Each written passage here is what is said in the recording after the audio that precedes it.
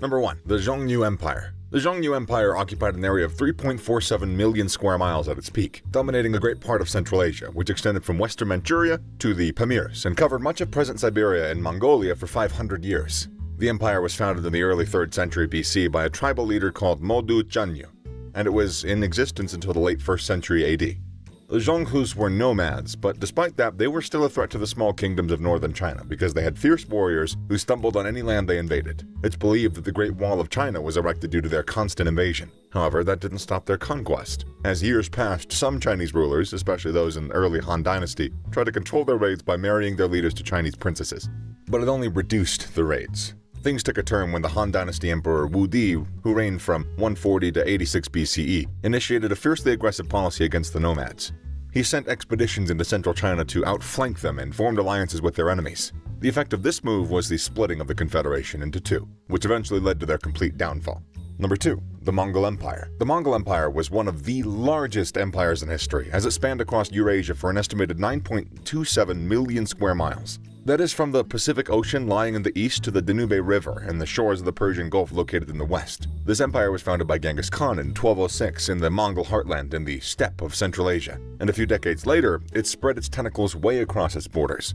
Genghis Khan started this conquest by defeating the leaders of all the Mongol-speaking tribes and other Turkic tribes in the surrounding area to get undisputed control of present-day Mongolia. After that successful conquest, he began carrying out campaigns in China. With that being successful, he went ahead to conquer some parts of Turkestan and penetrated parts of Russia. This means the empire had diverse cultures and civilizations under its rule, making it an important empire in world history. But the beginning of the end was the death of Genghis Khan during a war against Xixia in China in 1227. The aggressive retaliation by the Mongols and other events that were set in motion led to their destruction several decades later. Number 3. The Yuan Dynasty. After the great Mongol Empire broke up in the mid to late 13th century, Emperor Shizu of Mongolian origins founded the Yuan Dynasty in 1271 to rule all of China. With time, Mongolia and the Korean Peninsula also fell under its rule. So in total, the empire covered 4.25 million square miles. This dynasty stemmed from the Mongol Empire, so there wasn't much conquest involved. Emperor Shizu and his cohorts only took charge of what their predecessors had acquired, but nonetheless, the empire also achieved great feats. There was the successful reconstruction of the Grand Canal, the building of roads and postal stations, and a great improvement in foreign trade. It's believed that foreign trade and relationships under the rule of the Yuan Dynasty were more prominent than at any other time before modern times. However, it was also during this period that the literary form of novel writing came into existence. However, what eventually led to their downfall was they continued to maintain their separateness from their natives. They even went as far as using foreigners to staff the government bureaucracy, and in the mid-14th century, revolts emerged, and they were able to overthrow the Yuan in 1368. This was the shortest-lived major dynasty in China. Number 4. The Umayyad Caliphate. The Umayyad Caliphate was a Muslim empire that existed between 661 and 750 CE. Its control was over a good part of the Middle East and North Africa, which was about 4.29 million square miles in total. With 29% of the world's population under its rule, it was one of the largest empires in history. After the rule of Caliph Ali, the fourth successor of Prophet Muhammad, Muawiyah, the son of Abu Sufyan, the former enemy of Islam, established himself as the first Umayyad Caliph. During his reign, the fierce Syrian army was the basis of the Umayyad strength because Muawiyah was the governor of Syria. This army conquered several Arab tribe rivals and most of northern Africa, but their Asian expeditions were barely successful. Despite that, the Caliphate had great control over the regions it conquered, and it seemed like they would rule forever. In 717, that thought began to wane. That year, the Syrian army was destroyed by the Byzantine Emperor Leo III, and it never really regained its strength. Then, in the Battle of the Great Zab River in 750 CE, the Umayyad was completely crushed. Number 5. The Abbasid Caliphate. This caliphate was the third Islamic caliphate to succeed the rule of Muhammad, and it came right after the Umayyad Caliphate in the mid-8th century. Its territory covered from the western border of India and the east to the coast of North Africa, present-day Algeria, and the west, which amounted to 4.29 million square miles. The Abbasid succeeding the Umayyad was not a smooth transition, rather it was after the brutal battle of the Great Zab River. The Abbasids' rule was completely different, with their major aim to rule under the umbrella of Islam rather than Arab nationality. That means influential people in the empire were not necessarily Arabs, just any Muslim who could add value. This increased the prestige of the empire, and up till 833 it thrived economically and culturally. However, their power began to decline when non-Muslim mercenary forces Berber, Slav, and Turks were introduced into their army. Although they converted to Islam, they had ulterior motives. They gained control of the caliphate by assassinating any caliph who went against their demands. This severely weakened the state of the empire. So when the Mongols arrived at the capital of the empire in Baghdad in 1258, no strong forces were preventing the empire from falling. Number 6. The Spanish Empire. The Spanish Empire emerged in 1492, and it lasted for nearly 5 centuries, making it one of the longest-lasting and most powerful colonial empires to ever exist. The empire's rule spanned across North America and South America, the Caribbean, and several other places in Europe. In total, the empire covered roughly 5.29 million square miles, and it was the first ever global power in history. The empire began its conquest by overcoming Aztec and Inca civilizations of the Americas, then went ahead to conquer any other threat it came across. The 16th and 17th centuries were the empire's golden cultural age, in which several Spanish thinkers formulated some of the first modern ideas on natural law, international law, war, and economics. Their explorers also helped humanity realize that the world is won by mapping and charting its seas and continents. Good old days don't last forever, and the end of the empire came after its dissolution in 1976. The dissolution was after the empire's defeat in the Spanish-American War, which was due to an increased level of nationalist and anti-colonial uprising. Their defeat led to Spain losing its American and Asian presence, and later on its African presence. Number 7. The Second French Colonial Empire. The Second French Colonial Empire began in the early to mid-19th century, and it consisted of the colonial territories seized by France during that period. These territories were primarily in Africa, with some new parts in Asia, unlike the First French Colonial Empire, whose colonies were majorly in North America and the Caribbean. At its peak, the empire controlled 11.5 million square kilometers. However, the advent of World War II brought about its end. In the early 20th century, after years of dominating and ruling, the empire was forced to grant several of its colonies independence. This was due to widespread unrest across the colonies. The French tried to curtail this unrest, but without any luck, so they conceded. However, the Second French Colonial Empire still has some control over the small islands in the Caribbean, Indian Ocean, and the South Pacific. These territories display traditions that reflect both their colonial origins and their local culture. Number 8. The Qing Dynasty. The Qing Dynasty was the last imperial dynasty to rule China, and it was founded in 1636. During its peak under the Qianlong Emperor's reign, its territory beyond the Chinese borders covered 5.68 million square kilometers, which included Hainan, Taiwan, Tibet, and a good portion of Inner Asia that was previously independent or under foreign control.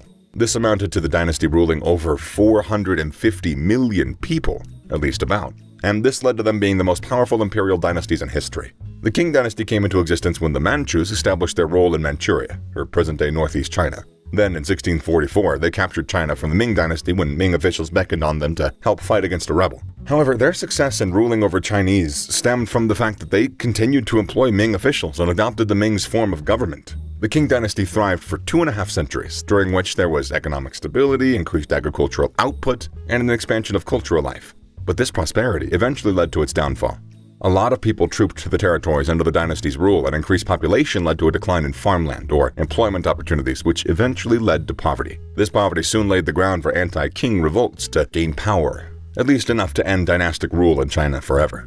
Number 9. The Russian Empire. The Russian Empire, which grew to become the third largest in history, started in the 13th century as the small principality of Moscow, which is the present-day capital of Russia. Over the next 3 centuries, the Russian people and their territories were unified under its rule, and several other territories outside of Russia were conquered. At its peak, the borders of the empire cut across the oceans of Europe and Asia to the borders of present-day Iran and Afghanistan, and from the Pacific Ocean in the east to the border of Germany in the west, covering about 22.8 million square kilometers. During this period, there was a great ethnic, religious, economic, and linguistic diversity. But in the 19th century, the Bolsheviks, a rebellious sect in Russia, overthrew the Russian Empire in the Russian Civil War to establish the Soviet Union. Number 10. The British Empire. The British Empire was the largest in human history.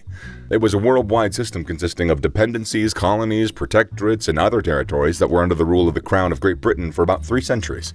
At its peak, it covered an estimated 13.71 million square miles, or about a quarter of the Earth's total land area. It's no surprise that people used to say, the sun never sets in the British Empire, because it had colonies across the globe. The empire's conquest of territories was achieved through severe wars like the 7 Years' War between the British and the French colony of New France, which earned them control of most of colonial North America. However, it was wars that also led to the decline of the empire. For instance, the American War of Independence had it losing some of its oldest and most populous colonies in North America, and the Second World War resulted in this final decline, in which many territories gained their independence after an intense protest. Nonetheless, the impact of the British Empire on the world cannot be undermined, as it shaped several modern-day affairs. Number 11. The Roman Empire.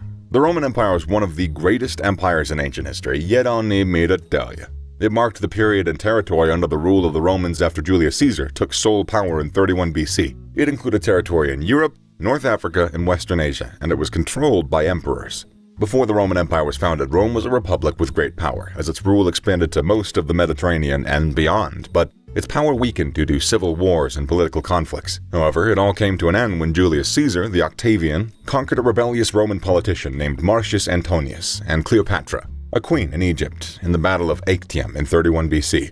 This is what led to the formation of the Roman Empire. With Octavian getting overarching power in 27 BC, the empire experienced utmost peace and stability. In fact, the first 2 centuries of the empire witnessed Pax Romana, a Roman terminology known as Roman peace. But things began to change under Commodus' rule. The empire began to witness severe troubles, and the economy began to decline. In the 3rd century, the empire witnessed a crisis that almost broke it apart completely, because the Gallic and Palmyrene empires broke away. However, a few years later, they reunited. As years went by, the setting of the empire changed, but they remained strong until it completely fell apart in 1453, a millennium later. Despite that, the empire's institutions and cultures still have a major influence on the development of several aspects of the modern day, such as language, literature, philosophy, art, and so on. Number 12. Persian/Achaemenid Empire. The Persian Empire was the ancient Iranian empire founded in 550 BC by Cyrus the Great of the Achaemenid dynasty. At that point in history, it was the largest empire, covering a total of 5.5 million square kilometers. The empire stretched from the Balkans and Egypt in the west, had West Asia as its base, in the northeast was a good part of Central Asia, and to the southeast was South Asia. Cyrus had defeated the Median Empire, as well as the Neo-Babylonian Empire and Lydia, a kingdom located in Western Asia, to establish the empire under his rule. There were great achievements, and in present day, the structure of the empire has been applauded. The empire successfully created a model of centralized bureaucratic administration, came up with multicultural policies, built advanced infrastructure such as organized postal systems and road systems. However, all of that didn't protect the empire from being conquered by Alexander the Great in 330 C. Number 13. The Portuguese Empire. The Portuguese Empire was the first global empire in history, and also the longest-lived modern European colonial empire. It lasted almost 6 centuries, starting from the conquest of Ceuta in North Africa in 1415 to 1999, when they handed over Macau to China. Its territory stretched out across the globe, with bases in Africa, North America, South America, and several regions of Asia and Oceania. After the conquest of the Umayyad Caliphate, Portuguese sailors began exploring the coast of Africa and the Atlantic using recent maritime technology. It was during these explorations that they began to see several territories they wanted under their control, and to establish this control, they created forts and factories in these regions till they finally took charge. Brazil, the empire's most prized possession, was discovered in 1500 by Pedro Álvares Cabral. Due to the existence of Brazil wood, in which it got its name, in the region, Portuguese quickly created a settlement in the region to make them the sole traders of the cherished wood. This was one of the secrets to their long reign. The empire witnessed 3 eras, with rise and decline and strength in each. But the beginning of the end came in the 3rd era, after Brazil gained independence and several of the empire's colonies broke away. However, what really led to its complete dissolution was a war in 1974, which forced the empire to recognize the independence of all its colonies except Macau. Then, a few decades later, in 1999, Macau was returned to China, and the Portuguese Empire ceased to exist. Number 14. The Han Dynasty. The Han Dynasty was established by Liu Bang in 202 BC to 9 AD, and it lasted over 4 centuries. The period of the Han Dynasty's rule is considered a golden age in China's history, and to date, it has had influence over the identity of the Chinese civilization. The Han Dynasty made a significant impact in modern-day science and technology in China, with several discoveries made during that period. The first centuries of its existence would have been itch-free. However, there was a power tussle between them and the Xiongnu Confederation. In the end, the Xiongnu was defeated, and the Han Dynasty took charge with the help of Emperor Wu. But their reign wasn't for long, as internal turmoil within the people in power erupted, and rebellious groups were able to take charge and completely destroy the dynasty. This end came in 220 AD, when Cao Pi, king of Wei, hijacked the throne from Emperor Xian, the leader of the dynasty at that time. Number 15. The Ottoman Empire. The Ottoman Empire, also known as the Turkish Empire, was in control of a large portion of Southeast Europe, West Asia, and North Africa between the 14th and early 20th centuries. It also had control of southeastern Central Europe from the early 16th to the early 18th century. At the end of the 13th century, in the town of Sogut in northwestern Anatolia, the Turkoman tribal leader Osman I founded the Ottoman Empire, and by 1354 it had become a transcontinental empire. However, the Ottoman Empire didn't reach its peak until 1520. under the rule of Suleiman the Magnificent. That period witnessed immense development in social and economic systems. After the death of Suleiman, the empire witnessed a rise and fall in their strength. But the end truly came after World War I, when Allied powers took over some parts of their territories, leaving them with almost nothing. Although the successful Turkish War of Independence allowed them to regain what is now known as the Republic of Turkey, the Ottoman Empire was never reborn. So, what are your thoughts on these empires? Kindly share them in the comment section down below. I meant kindly share, but you knew that. Later.